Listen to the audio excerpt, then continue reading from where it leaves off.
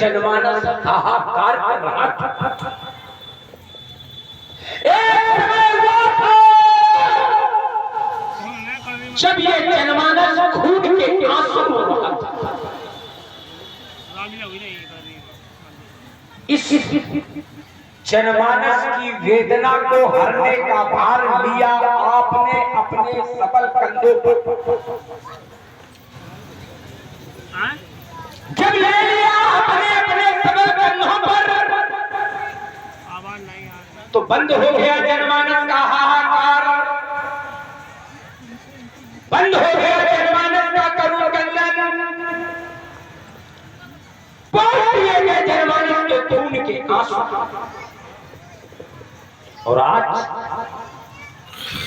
इन्हें बलवेदी पर चढ़ा दिया गया। क्या यही न्याय है?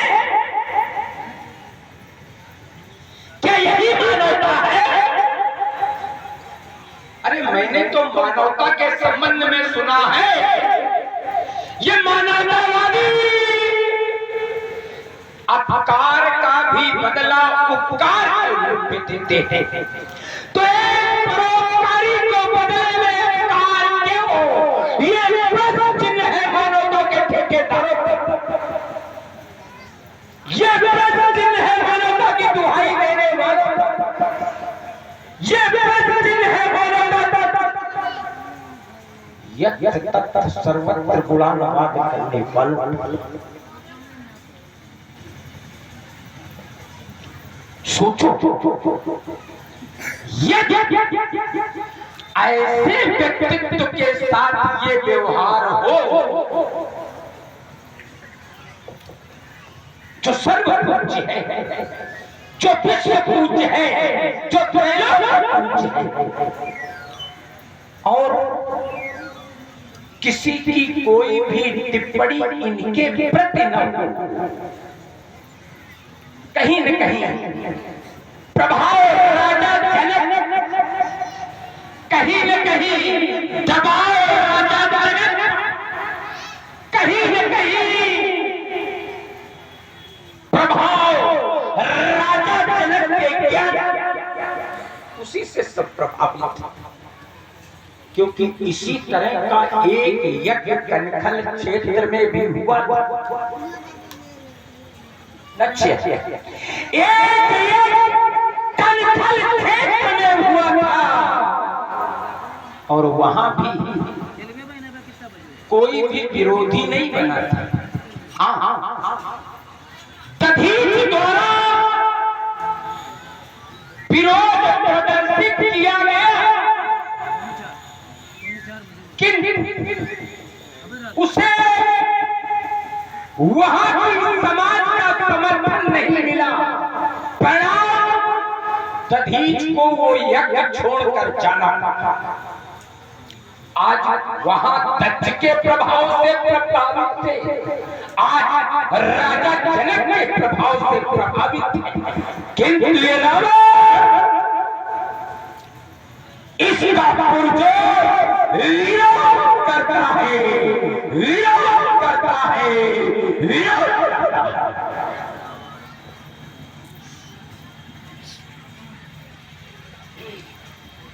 मिथुन समाज में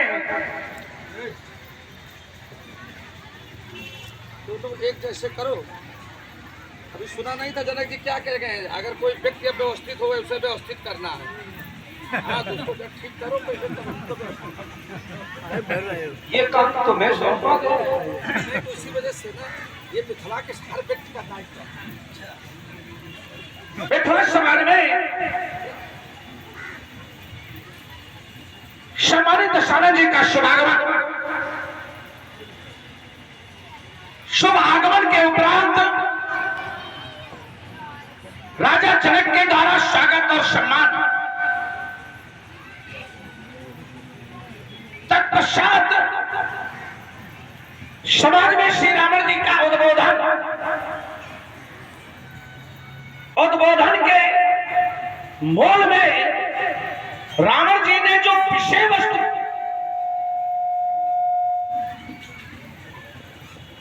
बनाई है, उस विषय वस्तु की की ओर हमारा ध्यान पहुंचा। विषय वस्तु के प्रत्युत्तर में हम अपने विचार प्रस्तुत करें, उसके पहले आने वाले आगंतुक का स्वागत और सम्मान करना यह हमारा नैतिक कर्तव्य है, हमारा धर्म है, हमारे संस्कार भी है और व्यवहारिकता भी हमें यही बोध कराती है, क्योंकि आने वाला व्यक्तित्व कोई साधारण व्यक्तित्व नहीं है। मैंने आपके संदर्भ में जाना है, बताया गया रावण नाम वीर बलवंता, रावण नाम का प्रचंड श्रेष्ठ वीर, अर्थात आप वीरों में श्रेष्ठ हैं। वीरों की 4 कोटियां हैं, भट्ट, उद्भट, सुभट, महाभट्ट। आप महाभट्ट कोट के योद्धा हैं। ग्रंथकार ने हमें भी आपके समक्ष ला करके खड़ा किया, रावण बाण महाभट्ट। फिर हमें आपके स्वागत और सम्मान में शास्त्र का सहारा लेना चाहिए। शास्त्र हमें निर्देशित करते हैं कि वीर वीरेन पूजते, एक वीर को दूसरे वीर की पूजा करनी चाहिए। इसी सिद्धांत का मैं पालन करता हूं। एक व्यवहारिक और सामाजिक कारण भी है। व्यवहारिक और सामाजिक कारण आप हमारे मान्य के भी मान्य हैं। हमारी बुआ रत्नमाला की बेटी वज्रज्वाला आपके छोटे भाई कुंभकर्ण को ब्याही है। इस कारण आप हमारे मान्य के भी मान्य हैं। हमारा नैतिक कर्तव्य आपके स्वागत और सम्मान के लिए हमें बारंबार प्रेरित कर रहा है। अस्त मिथिला की पावन भूमि पर प्राच्य संस्कृति का प्रचार प्रसार करने वाले राजेंद्र पुलस्त वंश के कुल दीपक मां केकसी के गोद के प्रसून सम्मानित दशानंद जी, इस पावन भूमि पर आपका अभिनंदन है, आपका स्वागत है। आपके चरणों में कोट कोट बंदन है, बंधन है, स्वागत है, धन्यवाद। सम्मानित दशानंद जी कहे, मैंने आपके वक्तव्य को सुना, अच्छा लगा, विचार करने लगा। मैं उन विचारों को सुनना चाहता। आपने कहा जिस समय समाज त्राई त्राई कर रहा था, खून के आंसू रो रहा था, उस समय विषम परिस्थिति में हुआ आपका निर्माण, आपने समाज के खून के आंसू पोंछ दिए। मैं समझ नहीं पाया कि इनका निर्माण हुआ तो इन्होंने समाज के खून के आंसू पोंछे कि इनके माध्यम से किसी और ने समाज के आंसू पोंछे। ये आपकी प्रथम प्रस्तुति पर हमारा वक्तव्य। आपने बड़ा अच्छा विषय वस्तु तैयार की है आज मिथिला में। आपने कहा कहीं न कहीं राजा जनक के ज्ञान से प्रभावित है लोग, उनके प्रभाव में विरोध नहीं कर रहे हैं।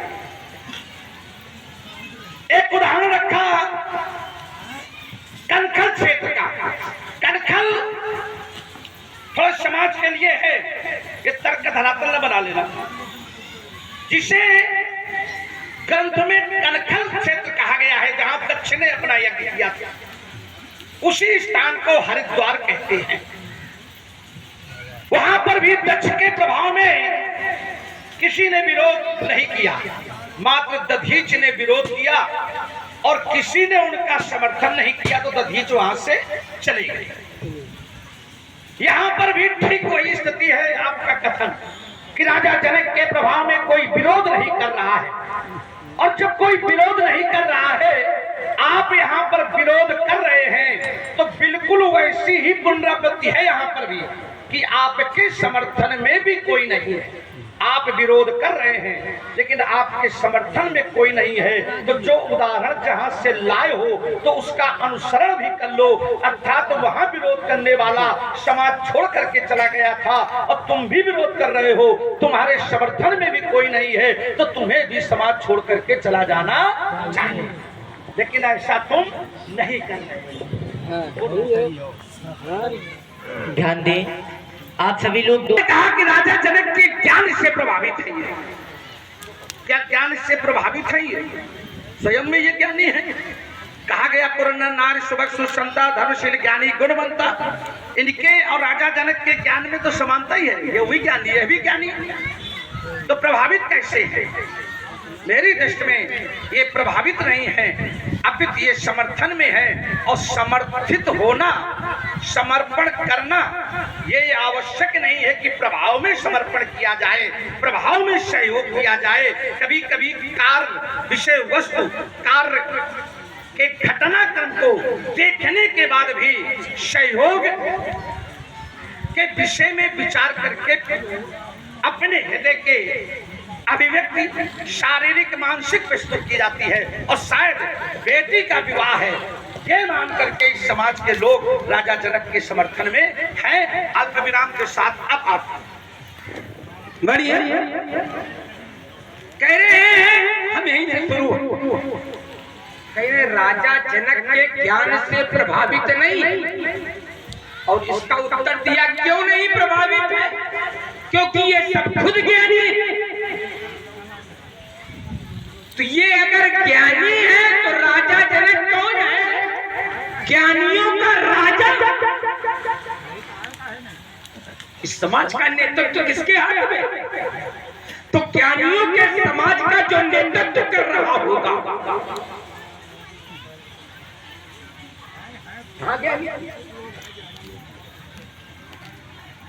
तो निश्चित रूप से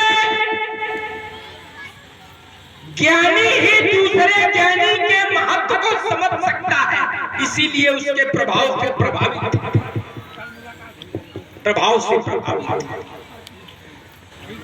कह रहे हैं। ये उनका समर्थन कर रहे हैं, चल प्रभाव से प्रभावित नहीं, क्या है चल उनके समर्थन में। अब जरा सोचे, नहीं ये सब प्रभाव से प्रभावित। जैसे राम ने उदाहरण दिया, जैसे तथ के यज्ञ में सभी देवता, देवगुरु बृहस्पति, पितामह ब्रह्मा, श्री हरिवीर, सारे ऋषि मंडली,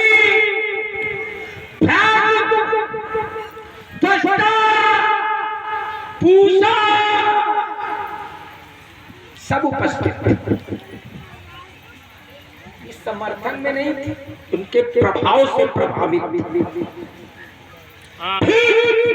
यही स्थिति आज भी है, ये समर्थन में नहीं, समर्थन में नहीं है, वरन प्रभाव से प्रभावित है। एक बात और कही गई, ठीक है, कि इनके द्वारा परोपकार क्या किया गया है।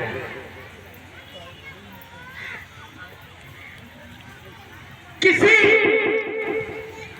के माध्यम से जब हाहाकार हो रहा था तो किसी के माध्यम से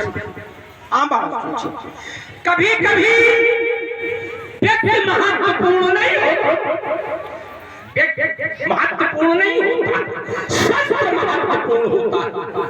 जैसे जिस समय आतंक विश्व में व्याप्त, आतंक साधु, इसीलिए आप लोग अच्छे लगते हो, अच्छी बात का समर्थन करते हो। सदैव हमारा ये मानना रहता है, हाथ में खंजर नहीं, आंखों में बारूद चाहिए। बाबा मुझे दुश्मन भी खाना चाहिए। तो जिस समय प्रतासुर का आतंक विश्व में व्याप्त,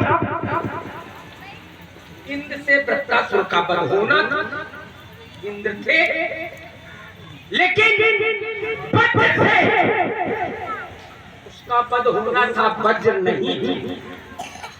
परिणाम प्रतासुर का वध हो नहीं पा रहा। करना क्या पड़ा? दधीच से अनुनय विनय करनी पड़ी, अस्थियां लेनी पड़ी, और अस्थियों से वज्र का निर्माण हुआ, प्रतासुर का वध हुआ। तो कहे महत्वपूर्ण कौन हुआ? तो इंद्र मान ले। छोड़ो क्योंकि चलो यही छोड़ो चलो तभी आनंद आएगा समाज को भी और हमें आपको भी। चलिए, जहां से वार्ता प्रारंभ की थी वहां से वार्ता प्रारंभ करते हैं। आपने कहा एक ज्ञानी के ज्ञान का महत्व एक ज्ञानी समझ सकता है। बिल्कुल, इस बात का अनुमोदन मैं दोनों हाथ उठा के करता हूं। तुम राजा जनक जैसे व्यक्ति के व्यक्तित्व को, उसकी कार्यप्रणाली को, उसके कार्य संचालन को तुम नहीं समझ सकते हो क्योंकि तुम ज्ञानी नहीं। ये तुम्हारा शब्द है कि एक ज्ञानी के ज्ञान के महत्व को केवल ज्ञानी समझ सकता है, तो तुम्हारे बस में ये बात भी नहीं है। आपने कहा कि ये है समाज के लोग ज्ञानी और इनका राजा नेतृत्व करता महाज्ञानी। एक यहाँ व्यक्ति और है जिसने उस महाज्ञानी का भी समर्थन किया, विश्वामित्र महामुनि। उन्होंने भी राजा जनक का समर्थन किया। तो ज्ञानी समर्थन कर रहे हैं और एक का ज्ञानी विरोध कर रहा है जो ज्ञान के महत्व को समझता नहीं, तो आपकी वार्ता का भी कोई महत्व नहीं। चलिए, बढ़िया साधुवाद, बढ़िया चिंतन और बड़ी महीन चोट की है। मन गुदगुदा है। हम ऐसी बातें करते हैं कि सामने वाले का भी मन गुदगुदा जाए। आपने कहा और बातों को छोड़ दे, इसी बात पर थोड़ा कि वृत्तासुर का आतंक व्याप्त था और इंद्र थे और वज्र नहीं था क्योंकि वृत्तासुर का वध वज्र से होना था।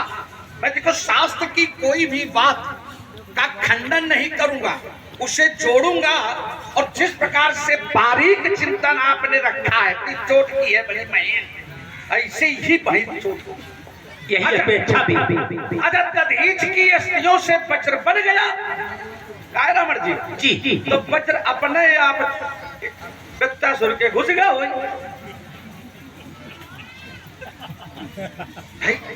जरा समझो विषय, जरा समझना रावण जी का कि वज्र बन गया। ये रखे हैं, तुम्हारा आतंक है। तुम कह रहे थे समय समाज के खून के आंसू रो रहा था, उन विषम परिस्थितियों में आपका हुआ निर्माण, आपने समाज के खून के आंसू पहुंच दिए। तो आजो तो रखे हैं, समाज खून के आंसू रो रहा है, चोर जुआरी बाढ़े हुए हैं, मारे संभव है? समाज के लोग बताइए संभव है? जब तक इन्हें कोई चलाने वाला नहीं होगा। इसी प्रकार वज्र का निर्माण तो हुआ क्योंकि वृत्तासुर का वध ही वज्र से होना आवश्यक नहीं था। अब जो मैं चोट कर रहा हूं जरा समझिए, क्योंकि वृत्तासुर का वध ही इंद्र से होना था। माध्यम उसमें चाहे वज्र हो या कुछ हो। क्यों?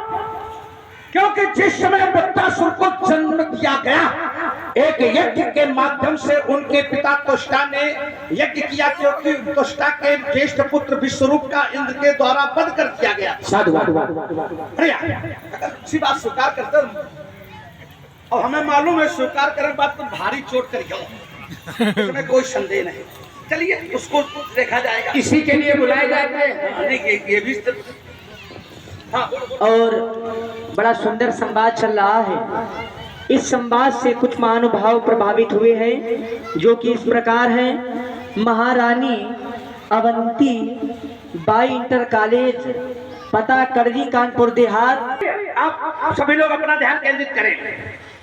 ऋषि त्वष्टा के पुत्र विश्वरूप का वध इंद्र के द्वारा कर दिया गया।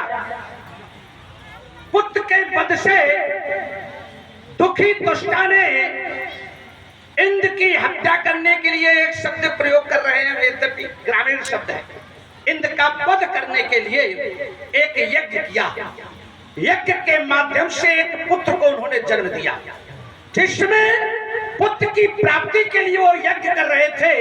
तो जो आहुतियां डाली जा रही थी, ऐसा ग्रंथ में वर्णन है, एक ग्रंथ में कि स्वयं त्वष्टा यज्ञ कर रहे थे और कुछ और ग्रंथों में वर्णन है कि ऋषि त्वष्टा ऋषियों के दूसरे ऋषियों के माध्यम से वो यज्ञ करा रहे थे। विषय ये नहीं है, ये तो केवल इस वजह से कि आप ये इस बात को लेकर के दौड़े ना, इस वजह से हमने दोनों बातें रखी। वहां पर जो आहुतियां दी जा रही थी, तो आहुतियों के मूल में था कि इंद्र हंता उत्पन्न हो, अर्थात इंद्र को मारने वाला पुत्र उत्पन्न हो। लेकिन क्रोध में आहुतियां देने के कारण, बदले के भावना से क्रोध में वशीभूत दी जा रही आहुतियों में सामासिक दोष हो गया, और उस दोष में इंद्र को मारने वाला के बदले में आहुतियां जो दी गई, तो उसमें दोष ये हुआ कि इंद्र से मरने वाला उत्पन्न हो, सामासिक दोष हो गया।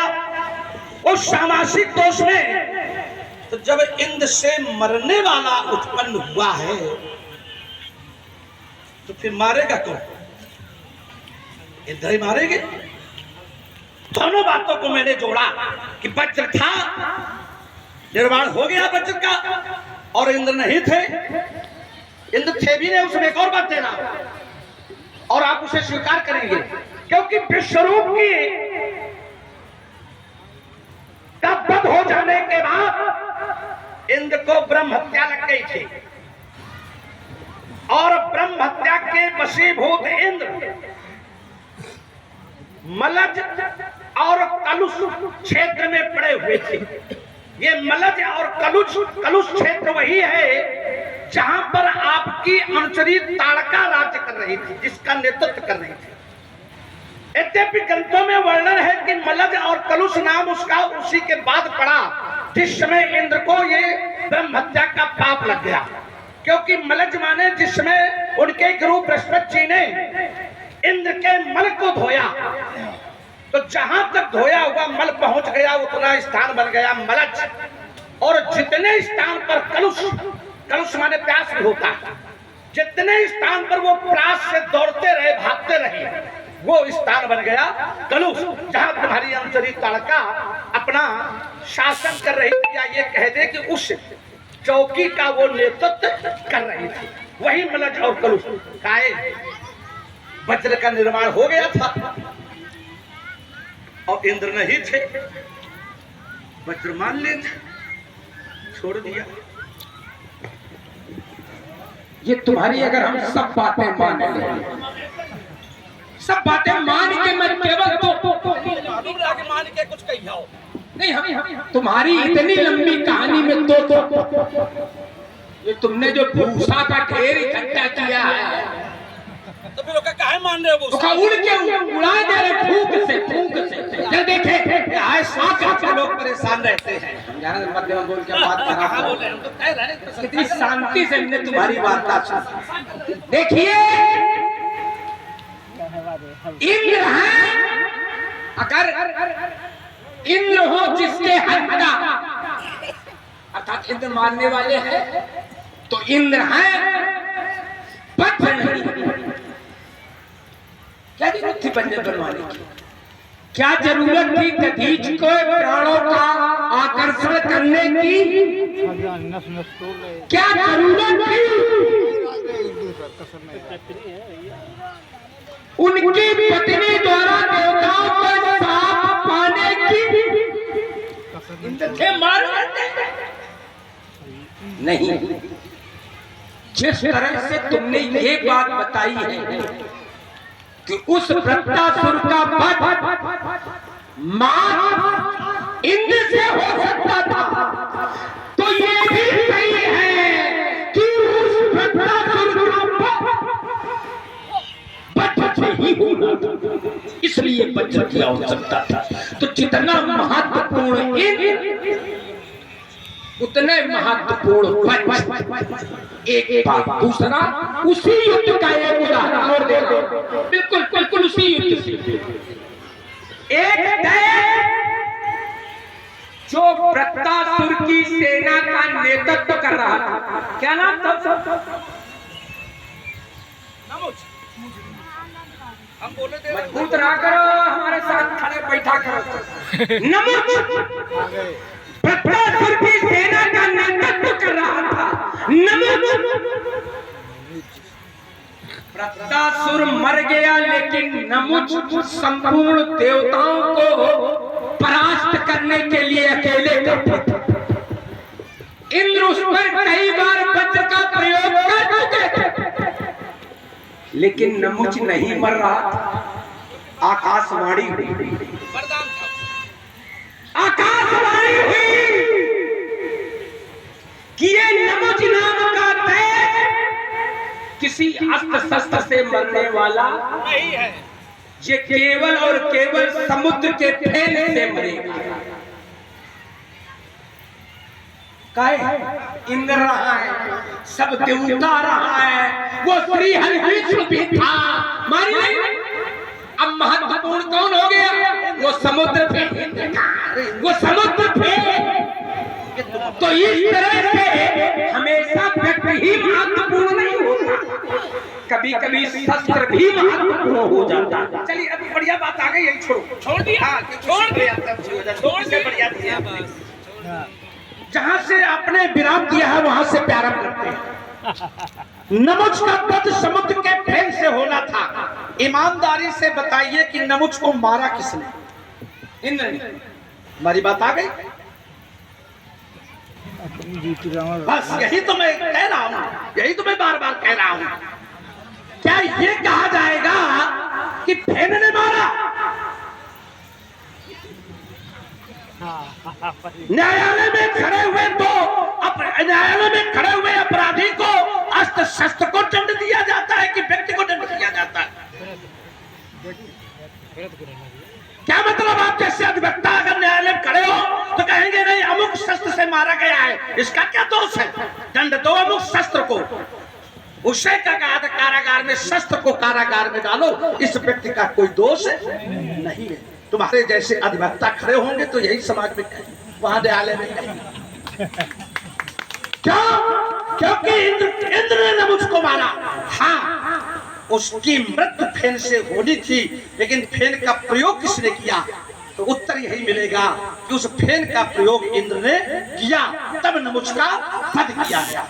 आइए दूसरी बात, लंबी नहीं, देखिए एक बात और रखी नहीं,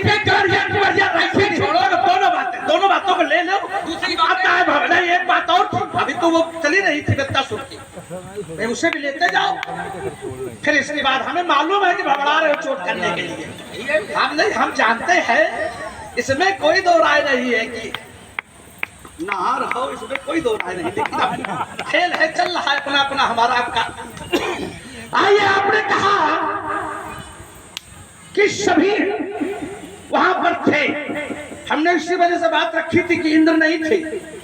जिस समय युद्ध प्रारंभ हुआ तो पहले युद्ध आतंक के बाद, वृत्तासुर के आतंक के बाद सबसे पहले इंद्र की ब्रह्म हत्या समाप्त की गई, और ब्रह्म हत्या भी कोई लेने के लिए तैयार नहीं था। और यह विषय छोड़ रहा हूं आपके लिए, यह विषय आपके लिए छोड़ रहा हूं कि आप जैसा व्यक्ति यहाँ पर उपस्थित है, उस पर उत्तर जरूर करेगा कि वो जो ब्रह्म हत्या बांटी गई थी वो किसमें बांटी गई थी। ये मैं आपके लिए छोड़ रहा हूं कि आप जैसा व्यक्ति है, विश्वास है कि उत्तर आपकी तरफ से आएगा। जब ब्रह्म हत्या बांटी गई, ब्रह्म हत्या से मुक्त हुए इंद्र, युद्ध हुआ, युद्ध में इंद्र डर रहे थे। सभी तुम्हारे बाबा पुलस्त, अंगिरा, अगस्त सब डटे। अब इंद्र से कहा है मारो, क्योंकि सारी सेना वृत्तासुर को नहीं मार पा रही थी, वज्र का निर्माण हो चुका था। अगर इंद्र के हाथ से नहीं मरना था तो उस वज्र का प्रयोग तुम्हारे बाबा कर लेते, ऋषि अगस्त कर लेते, ऋषि अंगिरा कर लेते। वहां पर ऐसा भी है कि भृगु जी भी थे, तो ये सभी लोग थे, तो अस्त्र का प्रयोग कर लेते और वृत्तासुर को मार लेते। इंद्र की आवश्यकता नहीं थी। सभी ने इंद्र को आश्वासन दिया कि परेशान न हो, दोबारा भी तुम्हें अगर इसके मानने के बाद भी तुम्हें जो ब्रह्म हत्या लगेगी उसका निवारण मैं फिर कराऊंगा, और जा करके वृत्तासुर को मारो। तब इंद्र ने वृत्तासुर को मारा है। अल्प विराम के साथ फिर छोड़ रहा है। पहले तो सीधे जो प्रश्न खड़ा किया था हम उसका उत्तर कि उसकी ब्रह्म हत्या 4 भागों में बांटी गई। काहे? नहीं, उत्तर आ जाना चाहिए। जब प्रश्न गया तो उत्तर आना चाहिए।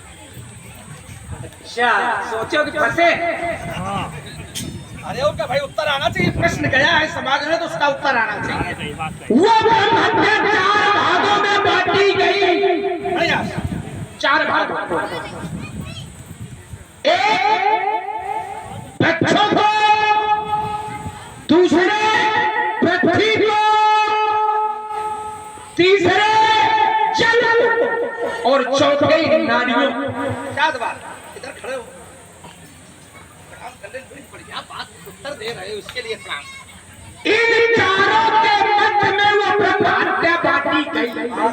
दुनिया में इतना ईमानदार व्यक्ति नहीं मिला होगा कि आपकी अच्छी बात को भी प्रणाम कर रहा हो। पता करियो ऐसे लावत को बांटी नहीं के हे मां तो तुम सेंध लगाए ना बड़ी और कहूं हो जाने अगर इनकी सही बात गलत को काटो तो भी गलत और सही का समर्थन करो तो भाव खराब है। अरे तुम्हें कुछ अच्छा नहीं लागत है। हमें विरोधी की बात खराब लगती है। करोगे क्या फिर अगर विरोधी की बात खराब अच्छी नहीं लगती? करेंगे आप क्या करेंगे? ये चौपट वाला जितना भी तो होना का हुक्म बन जाएगा। ये फंसेगा चंद्रबाद आ जाएगा। चंडी ने चौपट में साथी बजा जाए तो जाएगा। की चंद्रा तेरी तो शत्रु के तेरा शत्रु बांध पे का पार हुआ अग्नि पेड़ के द्वारा यदि कोई पित्तल सत्कार हुआ तो करने वो नहीं बना पाएगा। उसके शरीर को गरल बना से जाएगा। इसलिए हो जाए तो सावधान अब भेद नहीं चल पाएगा। वो सीता केवल के चेहरे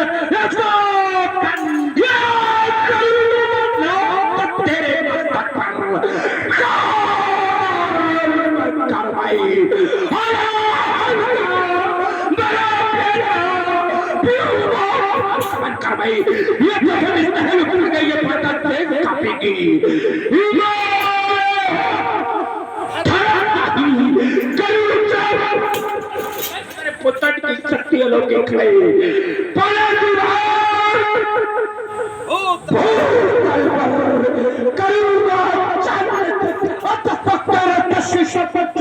अंतर गिरेंगे नहीं होगी कर्जन नगरी तब कर्जित कदा प्रहार करेंगे और की शक्ताएं निकलेगी और बालों की बौछारें होगी और चारों ओर चमकती रहे तलवारों की धारें होगी प्रदर्शन होगा।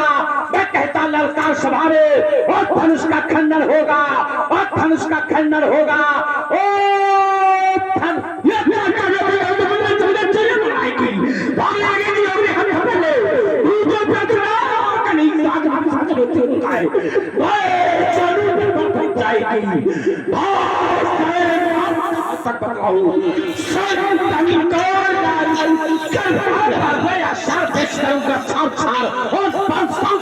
में मिलाऊंगा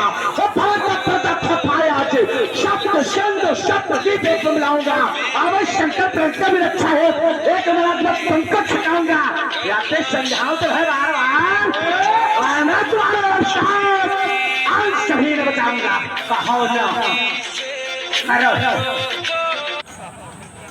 रावण कहाँ पर विश्वास नहीं करो बढ़ो आगे क्या करोगे? हमने इन पर लगाया प्रतिबंध और तुम हो प्रतिबंध के विरोध में बढ़ोगे। लगाओ फिर लकड़ी कड़ी जंगल में चीरी हो तुमका लकड़ी हो तुमका चीरे की बात कर रहे हैं। चैला आइस मारे पहले चैला चीर के जानत हो ना। ये उदाहरण है चैला आई तो फिर धोखा हो जाएगा। कहीं दही के धोखे चूना न पी जो समाते तक फाट जाए। उसे एक बात बता दे। हाँ बताओ। जब हम तुम्हारे जैसे चूना को खाने चलते तो हम घर से घी पी लेते। जिसको चूना हजम करना हो घी पी लेना, चूना हजम हो जाएगा। जितनी देर से समाज में कोई अच्छी बात बताई, एक भी अच्छी बात नहीं बताई। जाते जाते भी अच्छी बात बता रहे हो अच्छी बात नहीं। अरे देखो देखिए कह रहे हैं कि जिसको चूना हजम करना हो घी पी लेना। अच्छा औषधि में किस का घी महत्वपूर्ण है? गाय का। चूने के प्रभाव को भी गाय का घी काहे गाय तो तुम गांव ढूंढ ढूंढ के जला मार डाली सब।